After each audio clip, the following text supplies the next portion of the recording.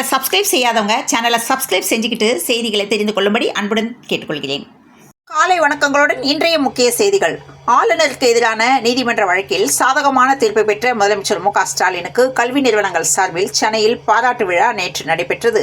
இந்த விழா ஜவஹர்லால் நேரு உள் விளையாட்டரங்கில் மாலை 4 மணிக்கு கலை நிகழ்ச்சிகளுடன் தொடங்கியது. சென்னையில் உள்ள நேரு உள் விளையாட்டு அரங்கில் கல்வியாளர்கள் சார்பில் முதல்வர் மு க ஸ்டாலினுக்கு பாராட்டு விழா நடைபெற்றது. இந்நிலையில் சமூக ஊடகங்கள் பொழுதுபோக்குக்கான இடம் மட்டுமே, ஆனால் கல்வியே மூலதனம் என்று முதல்வர் மு க ஸ்டாலின் பேசியுள்ளார். ராமநாதபுரத்தில் சாலையோரத்தில் நின்று கொண்டிருந்தவர்கள் மீது வாலிபர் காரை விட்டு மோதியதில் 12 பேர் காயமடைந்தனர். ஒருவர் உயிரிழந்தார். தமிழக சட்டசபையில் நிறைவேற்றப்பட்ட மசோதாக்களுக்கு கவர்னர் ஒப்புதல் வழங்காததை கண்டித்து தமிழக அரசு சுப்ரீம் கோர்ட்டில் வழக்கு தொடர்ந்தது. இந்த வழக்கில் அரசுக்கு ஆதரவாக தீர்ப்பு வந்தது. இந்த தீர்ப்பின் அடிப்படையில் துணைவேந்தர்கள் இல்லாத பல்கலைக்கழகங்கள் பதவிக்கால நீட்டிப்பு வழங்கப்பட்டுள்ளன. பல்கலைக்கழகங்களுக்கு புதிய துணைவேந்தர்களை தேர்ந்தெடுக்கும் தேடுதல் குழுவை தமிழக அரசு நியமித்து வருகிறது. கவர்னருடன் அதிகார போட்டி நடத்தவில்லை என முதல்வர் ஸ்டாலின் பேசினார். இந்திய மக்களுக்கு வெற்றி என்ன மரியாதை, மிகப்பெரிய வெற்றி, அதிக அதிகாரம், செல்வாக்கு இல்லை என்று எச்சரிக்கை விடுத்துள்ளார். தேனி மாவட்டம் சின்னமனூர் பகுதிகளில் ஏராளமான விவசாய நிலங்கள் உள்ள நிலையில் சின்னமனூர் பகுதியில் கொத்தமல்லி விளைச்சல் அதிகரித்துள்ளதாக தகவல்கள் தெரிவிக்கின்றன. பல்கலைக்கழக துணைவேந்தர் நியமன அதிகாரத்தை மீட்டுத் தந்த தமிழ்நாடு முதலமைச்சர் மு க ஸ்டாலின் அவர்களை பாராட்டும் வகையில் சென்னை ஜவஹர்லால் நேரு உள் விளையாட்டரங்கில் மாநில சுயாட்சி நாயகருக்கு மகத்தான பாராட்டு விழா நடைபெற்றது. முதல்வர்களின் திலகம் முதலமைச்சர் என்று மு க ஸ்டாலினை கல்வியாளர்கள் பாராட்டியுள்ளனர். கள்ளக்குறிச்சி மாவட்டம் பிரிதிவி மங்கலம் கிராமத்தில் உள்ள பட்டியலின மக்களில் 137 பேருக்கு தலா 2 சென்ட் இடம் வழங்கப்பட்டது. அப்போது வெறும் ஒப்புகை சீட்டு மட்டுமே வழங்கப்பட்டது. அதன் பிறகு நீதிமன்ற உத்தரவால் பட்டாவும் வழங்கப்பட்டது. இந்த நிலையில் தற்போது எந்தவித முன்னறிவிப்புமின்றி எஸ்சி மக்களுக்கு ஒதுக்கப்பட்ட வீட்டுமனை பட்டாக்களை ரத்து செய்த அரசு என்று விசிக கண்டனம் தெரிவித்துள்ளார். மிகுந்த மகிழ்ச்சியோடு உருவானதுதான் அதிமுக பாஜக கூட்டணி, எங்களுக்கு எந்த மிரட்டலும் இல்லை என்று அதிமுக பொதுச் செயலாளர் EPS கூறியுள்ளார். எந்த காலத்திலும் மாநில உரிமையை விட்டுக் கொடுக்க மாட்டோம் என்று மு க ஸ்டாலின் பேசியுள்ளார். திருப்பூர் மாவட்டம் பல்லடம் அருகே மங்கலம் அக்ரஹாரபுத்தூர் பகுதியைச் சேர்ந்த பஷீர் அராபத் என்பவர் கழிவு பஞ்சுகளை அரித்து நூல் தயாரிக்கும் ஆலையை நடத்தி வருகிறார். வாடகைக்கு கட்டிடம் எடுத்து கடந்த 1.5 வருடங்களாக இந்த தொழிலை செய்து வருகின்ற நிலையில் திருப்பூர் பஞ்சு ஆலையில் பயங்கர தீ விபத்து ஏற்பட்டது. ரூபாய் 50 லட்சம் மதிப்பிலான பொருட்கள் இருந்து சேதமாகின. தமிழக வெற்றி கழக கட்சிக்கு 5 லட்சம் செலவு செய்தேன், என்னை பூத் கமிட்டி கருத்தரங்கிற்கு அனுமதிக்கப்படவில்லை என்று தமிழக வெற்றி கழக பெண் நிர்வாகி குற்றம் சாட்டியுள்ள நிலையில் தமிழக வெற்றி கழகத்திலிருந்து முழுமையாக விலகுவதாக அறிவித்துள்ளார்.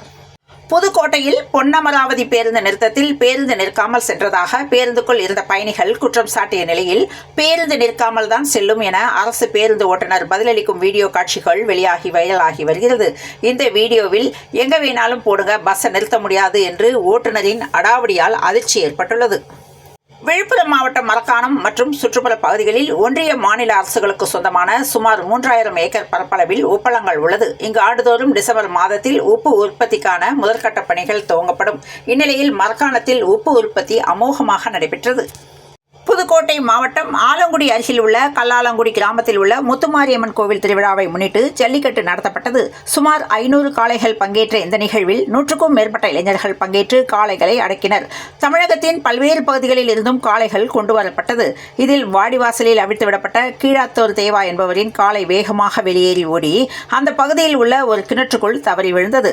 தகவல் அறிந்து விரைந்து வந்த ஆலங்குடி தீயணைப்பு வீரர்கள் கயிறு கட்டி காளையை மேலே தூக்கி வந்து பார்த்தபோது காளை ஏற்கனவே இருந்தது தெரிய வந்தது. இதேபோல மேக்குடிப்பட்டி கிராமத்தை சேர்ந்த ஏர்போர்ட் சிவா என்பவரின் காளை வாடிவாசலில் இருந்து வெளியேறிய போது காளையை பிடிக்க வீசப்பட்ட கயிறு கழுத்தில் இருக்கிய நிலையில் ஒரு மரத்தில் சிக்கி பரிதாபமாக உயிரிழந்தது. கல்லாலங்குடி ஜல்லிக்கட்டில் அடுத்தடுத்து 2 காளைகள் உயிரிழந்த சம்பவத்தால் காளைகளின் உரிமையாளர்களும் ஜல்லிக்கட்டு ஆர்வலர்களும் மிகுந்த சோகத்திற்கு உள்ளாகினர். சென்னை அடுத்த காட்டாங்குளத்தூரில் உள்ள SRM பல்கலைக்கழகத்தில் 6வது சர்வதேச அனைத்துலக சைவ சித்தாந்த மாநாடு நடைபெற்றது. தர்மபுரம் ஆதீனம் மற்றும் SRM பல்கலைக்கழகமும் இணைந்து நடத்தும் இந்த மாநாடு 3 நாட்கள் நடைபெறுகிறது.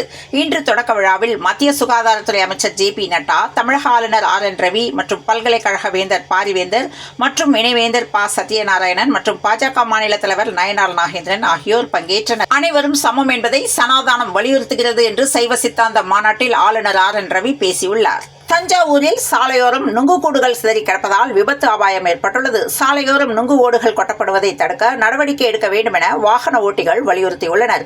ஊட்டி அருகே எமரால்டில் உள்ள மருத்துவ தாவர ஆராய்ச்சி மையத்தில் அங்கன்வாடி பணியாளர்களுக்கான ஊட்டச்சத்து குறித்து விழிப்புணர்வு நிகழ்ச்சி நடந்தது.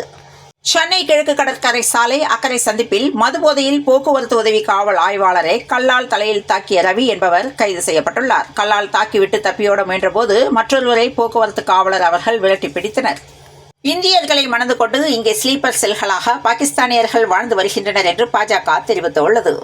44 வெளிநாட்டு பயணம் சென்ற மோடி மணிப்பூரில் ஒரு நொடி கூட செலவிடவில்லை என்று தர்மம் தவறியதாகவும் கார்கே தாக்கி பேசியுள்ளார். மே 7ஆம் தேதி வரை அரபிக்கடலில் நேரடி துப்பாக்கி கடும் பயிற்சி மேற்கொள்ள இருப்பதாக கடற்படை தலைவர் அட்மிரல் தினேஷ் கே திரிபாதி கூறியுள்ளார். ஆளுநர் பதவி என்பது ரப்பர் ஸ்டாம்ப் போஸ்ட் என்று முதலமைச்சர் மு க ஸ்டாலின் பேசியுள்ளார். டெல்லியில் சட்டவிரோதமாக குடியேறிய வங்கதேசத்தினர் 6 பேர் மற்றும் அவர்களுக்கு உதவிய இந்தியர்கள் 5 பேர் என மொத்தம் 11 பேர் கைது செய்யப்பட்டனர். நாக்பூரில் தனது திருமண செலவை குறைத்ததன் மூலம் மிஞ்சிய பணத்தை கொண்டு சாலை அமைத்துக் கொடுத்த இளம் விவசாயிக்கு அப்பகுதி மக்கள் பாராட்டு தெரிவித்து வருகின்றனர். ஆஸ்திரேலியா தேர்தலில் ஆளும் தொழிலாளர் கட்சி வெற்றி பெற்றது. மீண்டும் அந்தோனி அல்பனீஸ் பிரதமராகிறார். சிம்புவின் 49வது திரைப்படம் நேற்று பூஜையுடன் தொடங்கியுள்ளது. சிம்புவின் கயாடு லோகர், விடிவி கணேஷ் ஆகியோர் முக்கிய கதாபாத்திரங்களில் நடிக்கின்றனர். நாட்டுக்காக தற்கொலை வெடிகுண்டோடு பாகிஸ்தானுக்கு செல்வேன் என்று கர்நாடக அமைச்சர் ஜமீர் அகமது கான் தெரிவித்துள்ளார். டெல்லியில் பிரதமர் மோடியை ஜம்மு காஷ்மீர் முதல்வர் ஒமர் அப்துல்லா நேற்று சந்தித்தார். இவர் சந்தித்த போது பஹல்காமில் நடந்த பயங்கரவாத தாக்குதல் உட்பட பல்வேறு பிரச்சனைகள் குறித்து இருவரும் விவாதித்துள்ளனர். பிரதமரின் இல்லத்தில் நடந்த இந்த சந்திப்பு சுமார் 30 நிமிடங்கள் நீடித்ததாக அதிகாரிகள் தெரிவித்துள்ளனர். கிழக்கு மண்டல சைபர் கிரைம் காவல் நிலையத்தில் சஜித் என்பவர் கடந்த மாதம் தனது வங்கிக் கணக்கில் இருந்து ரூபாய் 17,75,000 பணம் மோசடி செய்யப்பட்டதாக புகார் அளித்திருந்தார். அதேபோல சித்ரா என்பவர் தனது வங்கிக் கணக்கில் இருந்து ரூபாய் 4,58,000 ஆன்லைன் மோசடி செய்யப்பட்டதாக புகார் அளித்துள்ளார். இந்நிலையில் ஆன்லைன் பண மோசடியில் ஈடுபட்ட 2 வழக்குகளில் மணிமியூலாக செயல்பட்ட நபர் கைது செய்யப்பட்டுள்ளார். கள்ளக்குறிச்சியில் மதுரை ஆதீனத்தை கொலை முயற்சி செய்ததாக சமூக வலைதளங்களில் செய்திகள் பரவி வருகிறது. மதுரை ஆதீனமே தன்னை கொல்ல முயற்சி நடப்பதாக தெரிவித்து வருகிறார். முதற்கட்ட விசாரணையில் கொலை முயற்சிக்கான சதி எதுவும் நடந்ததாக தெரியவில்லை. இந்த விபத்தானது முழுக்க மதுரை ஆதீனம் பயணம் செய்த வாகனத்தின் ஓட்டுநரின் கவனக்குறைவால் ஏற்பட்ட விபத்து என கள்ளக்குறிச்சி காவல்துறை விளக்கம் அளித்துள்ளது. சூப்பர் கோப்பை கால்பந்து தொடரில் கோவா அணி சாம்பியன் பட்டத்தை கைப்பற்றியது. ஃபைனலில் 3-0 என ஜம்ஷெட்பூரை வென்றது. பஹல்காம் தாக்குதல் கிரிக்கெட் அரங்கிலும் பாகிஸ்தானுக்கு பாதிப்பை ஏற்படுத்தியுள்ளது. ஆசிய கோப்பை தொடரில் இருந்து நீக்கப்படலாம் என்ற தகவல் தெரிவிக்கப்பட்டது. ஆயுஷ் மாத்ரே ஜடேஜா அதிரடி வின். கடைசி பந்தில் சென்னையை வீழ்த்தி பெங்களூரு த்ரில் வெற்றி பெற்றது. பெங்களூருவில் IPL தொடரின் 57வது லீக் ஆட்டம் பெங்களூருவில் நடைபெறுகிறது. ஒரே ஓவரில் 26 ரன்கள் ஆயுஷ் மாத்ரே அரை சதம் விளாசினார். IPL தொடர் முடிவதற்குள் ராகுல் உடனான நட்பு குறித்து கெவின் பீட்டர்சன் கருத்து தெரிவித்துள்ளார்.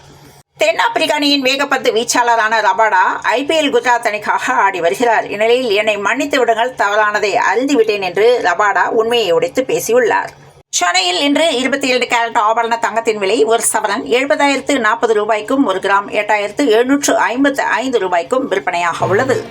கோடை துவங்கியது முதல் தமிழகத்தின் பல நகரங்களில் வெயில் வாட்டி வதைத்து வருகிறது. இதனால் மக்கள் அவதியடைந்து வருகின்றனர்.